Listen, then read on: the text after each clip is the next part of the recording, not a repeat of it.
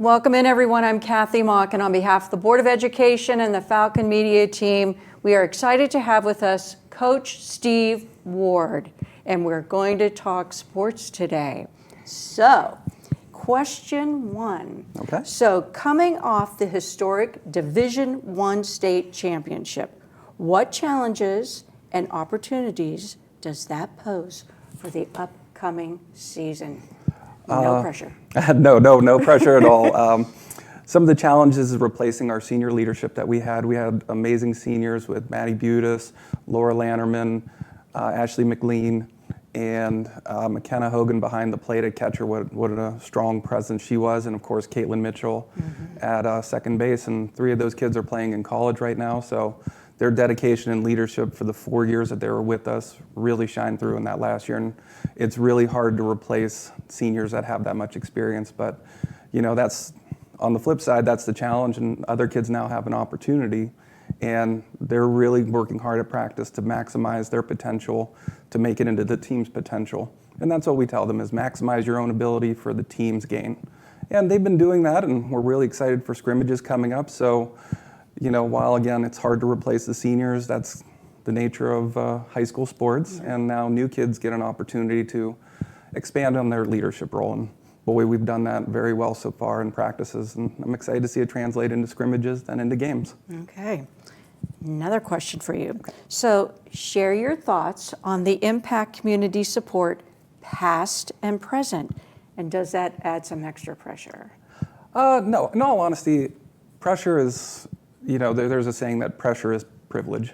So when you look at it as that we are so privileged and blessed to have expectations of being a strong team again, or expectations of doing this and that, it's really not pressure. It's, you know, you feel very honored that people think that highly of the program. And so, what was the first part of the question? Well, you know, the impact with yes. community, past and present. And I can think of an example, Trumbull County, the Cafaro family, the Cafaro Foundation. Amazing. In Trumbull County. In Trumbull County, we were invited down, and the Cafaro Corporation did a nice presentation ceremony welcoming and honoring our team and giving a $10,000 donation, which we used for some new uniforms, some new equipment, everything that, you know, our team could want in terms of training aids. That was available, so thankful for the Cafaro Corporation. But, you know, look at here locally, our girls are known. They're wearing their Fitch softball shirts out, and community members comment to them, hey, great job, can't wait to see you guys again. It just builds a community excitement. And then you look in the lower levels, the 12U team that had that Little League run all the way, you know, to the finals there. It's a softball crazy town, and we love it.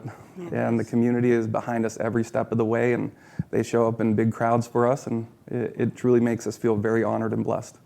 That's great.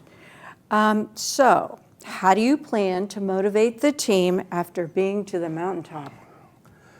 That is a great question. The simple answer is, you know, we keep the 3 things that we talked about before is you play for love of the game, you play for love of your teammates, you play for love of your school and community. And if we keep those on priority, the games will take care of themselves. So just yesterday, the USA Today released their Super 25 teams in the nation, and they ranked us number 6. Oh my goodness. I got goosebumps when I read the article. Amazing. And, you know, so we share that out with the girls, and what is amazing about them is they don't let all those rankings and things go to their head. They know every day we have to come into practice, we have to work hard, and we have to become the best team that we could be. And that includes in the hallways, in the classrooms. You know, we have high expectations everywhere, and boy, do they meet those challenges all the time. Honestly, I'm just like, wow. I know it. It took me a couple minutes for me to, like, you know, mentally understand it. Yeah. Yeah, that's great. So, do you have any season routine in place to keep the girls ready? I'm sure you do. Can you want to share a little bit about that? Oh yeah. It's nothing secret. We're one of the few teams that before a game we get to the field about an hour and 45 minutes before the game. And for about the first 15 minutes, we just talk about our day. Okay. The girls have a nice relaxed time, and then our warm-ups are quite extensive, but it's, as you said, we have a very specific routine that we like to follow, and we try not to deviate from it because it just physically and mentally gets them ready to play. Practice-wise, we're very routine driven practice wise as well, that not many things change day to day. We focus on the fundamentals. We focus on, well, we have a lot of fun too, but we focus on just doing the little things right. Right. And then the big things take care of themselves. And you're doing things right now. Oh, yeah. I'm sure there is a routine with that too, Yes. that the team follows Yep. to get ready. Yes, it's the same routine. So they'll come in, and the only thing that changes is whether we start indoors or outdoors. But you come in, we do our warm-up routine, we do our running, then we do upper body bands, lower body bands. And during that time, we have music playing, and we're talking to one another again. So we're really trying to build community within the team. Is that relationship there to where we mix girls up, so not everybody's working with the same person. And that's how you develop a strong core unit.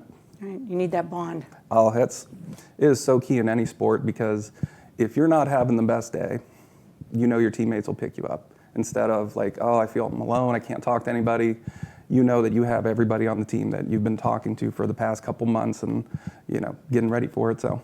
Okay. So girls and women's sports are really coming to the forefront. Do you see an impact, especially for scholarship opportunities, because of all this happening? I do. And when you look at what Caitlin Clark is doing for the NCAA Yes. women's hoops, when you look at Oklahoma's program in softball, those are two major sports that are driving ratings now. And with more interest, more opportunities come available to the younger people. And we see that here. We have, some scholarship athletes right now, some that are going to obtain scholarships. And, it's a really exciting time for women's sports. It's really taking off. And the excitement that they create around their own sport just adds another layer and builds to it. Yeah, great. Do we have a core group of returning players and some new team members this year? Yeah, we'll start with the core group of players that are all coming back, and we'll start in the circle with Sydney Watts. She's coming back for her junior season, and wow, what a statement she made. Along with, we believe that we have two potential catchers right now, both Kylie Folkwine and Abby Toth. Both are strong players that really did very well in the state title game. Then you look at Lily Stevens, coming off the bench for us last year. She's trying to find her spot. Obviously, I'm kind of going around the horn here, is you now have Samantha Severn at second base, and she's working really hard to come from being a designated hitter to being a full-time player, to Ayla Ray at shortstop. And my goodness, I say that she's probably hands down the best shortstop in the state. She's just an amazing athlete. What a senior year she's having. Everything she did in basketball is just amazing. Morgan Roby at third base, and she really came along that back half of the season and really helped propel us forward. In the outfield, we're looking at Rachel Spalding, and moving over to center field there, you have Kayleana Ray. And then right field right now is a question mark, and there's a handful of kids, Miana Jorge. There is Lexi Butis and Veda Bird. They're all kind of fighting for positions. Another newcomer is Kylie Mitchell. And then moving through there, circling it back around to one of the more important spots that we have to replace is Kylie Folkwine at catcher. Wow, what an amazing season she's having with basketball, with volleyball, and just top notch. You just can't, all around. She's just a pure athlete all the way around.